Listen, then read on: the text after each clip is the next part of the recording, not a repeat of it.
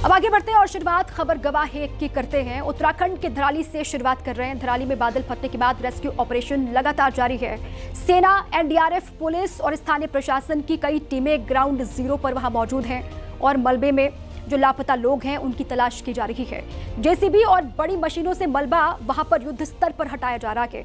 वहां से जो तस्वीरें आ रही हैं वो भी हम आपको दिखा रहे हैं। इस बीच करीब 300 लोगों का अब तक रेस्क्यू किया जा चुका है, ये जानकारी सामने आ रही है। दरअसल उत्तरकाशी जिले के धराली में मंगलवार 5 अगस्त को बादल फट गया था, आप जानते हैं, और गंगोत्री के पहाड़ों से बहने वाली खीर गंगा नदी में अचानक से बाढ़ आ गई। तेज रफ्तार पानी के साथ आए मलबे ने 34 सेकंड में ही धराली गांव को जमींदोज कर दिया था और उसके बाद से लगातार यहां पर रेस्क्यू ऑपरेशन चल रहा है। लापता लोगों की तलाश की जा रही है मलबे के नीचे और एनडीआरएफ, एसडीआरएफ, सेना, आईटीबीपी के जवान सब यहां पर मौजूद हैं। और जो अभी तक का डेटा सामने आया है, तकरीबन 300 लोगों को अभी तक रेस्क्यू किया जा चुका है, ये जानकारी है। उत्तरकाशी के भटवाड़ी में क्षतिग्रस्त सड़क को ठीक कर लिया गया। यहां लैंडस्लाइड के चलते सड़क का बड़ा हिस्सा धंस गया था, जिसे ठीक करने में बीआरओ और पीडब्ल्यूडी की टीमें लगातार जुटी हुई थी। 24 घंटे की कड़ी मशक्कत के बाद यहां वैकल्पिक मार्ग तैयार किया गया है, जिसके बाद यहां से एनडीआरएफ और एसडीआरएफ की गाड़ियां धराली की ओर बढ़ गई है। इस मार्ग से अब टीमें गंगनानी रवाना हो गई हैं, जहां सेना ब्रिज बनाने का काम शुरू करेगी।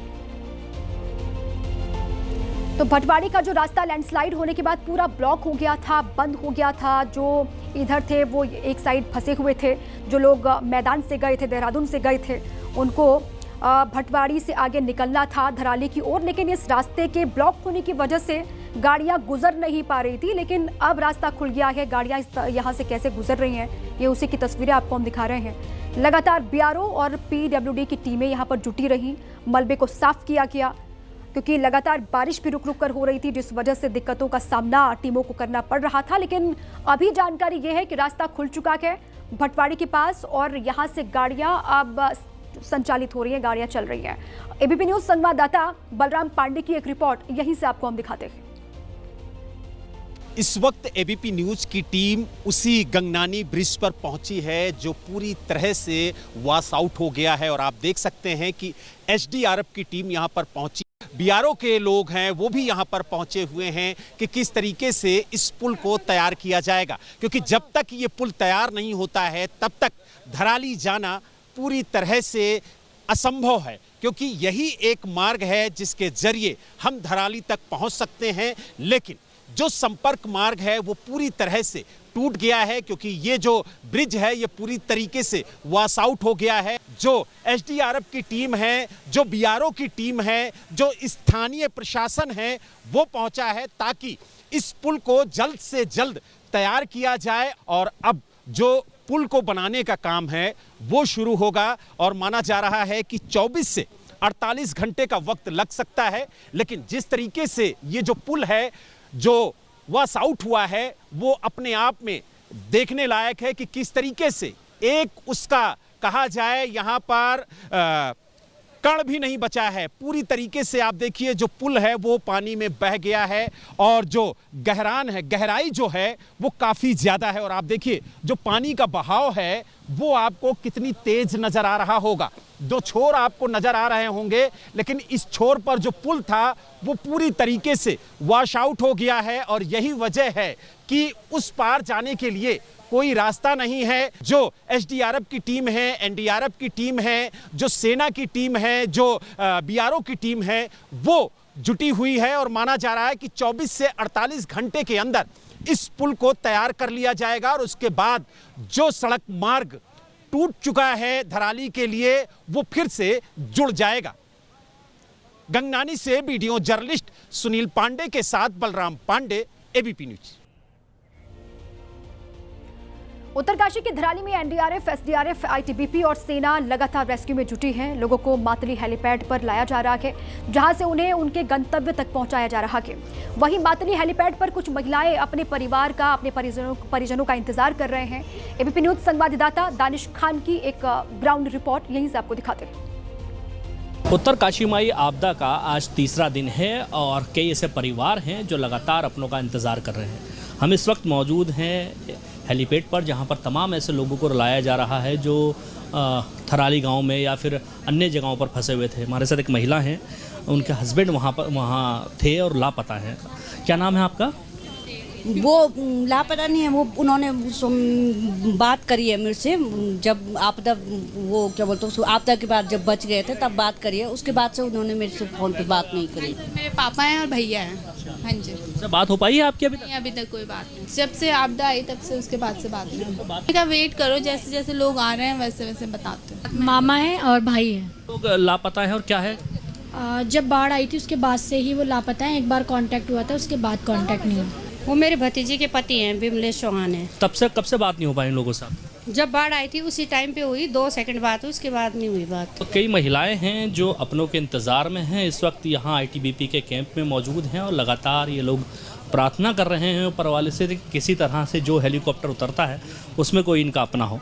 तो उम्मीद है कि जो लोग यहाँ, जो परिवार यहाँ पर आ रहे हैं, अपनी बात रख रहे हैं, लेकिन उनके परिजनों से उनकी बात नहीं हो पा रही है, तो शायद उनके परिजन इनको मिल जाएं।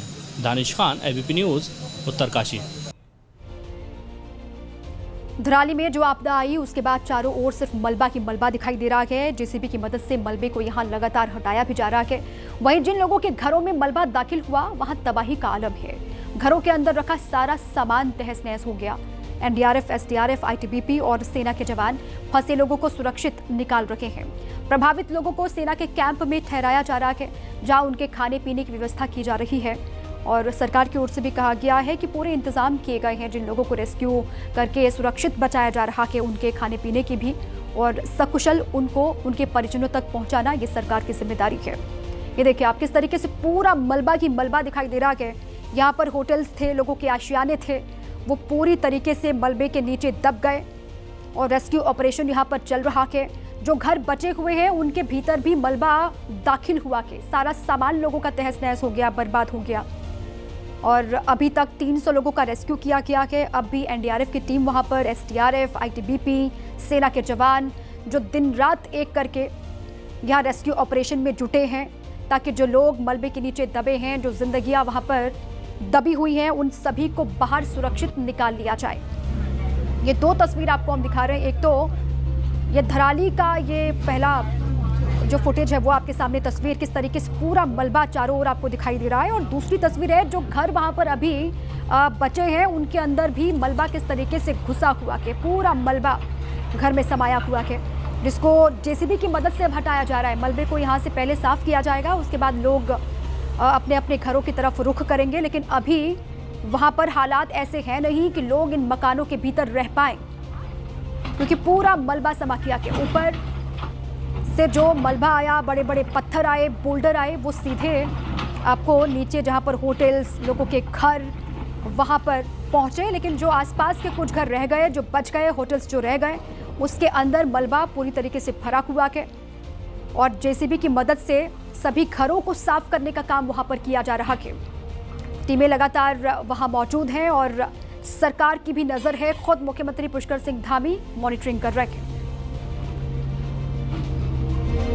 और धराली से जो भी अपडेट उससे लगातार एबीपी न्यूज़ आपको रूबरू करवाएगा। बहरहाल आगे बढ़ते हैं, हिमाचल प्रदेश का रुख करते हैं और यहाँ के कुल्लू में भी कुदरत का कहर लगातार जारी है। पराशर बागी नाले में लैंडस्लाइड के बाद भारी नुकसान यहाँ हुआ और भारी बारिश के बाद पहाड़ी का एक बड़ा हिस्सा दरक गया। ये देखिए आप, लैंडस्लाइड की तस्वीर आपको हम दिखा रहे हैं। भारी बारिश हिमाचल में भी जारी है और ये जगह जहाँ लैंडस्लाइड हुआ है इसका नाम बताया जा रहा है पराशर बागी नाला। और ऊपर से ये पूरा भूस्खलन होता हुआ आपको दिखाई दे रहा है। अब इस बड़े हिस्से को, पहाड़ी के बड़े हिस्से को जो दरका है वो नीचे गिरा। अगर ये आवागमन वाला रास्ता होगा तो पूरे रास्ते को साफ किया जाएगा, उसके बाद यहाँ से आवाजाही लोग कर पाएंगे। लेकिन लगातार बारिश और उसके बाद इस तरीके से लैंडस्लाइड की तस्वीरें हिमाचल से भी सामने आ रही है।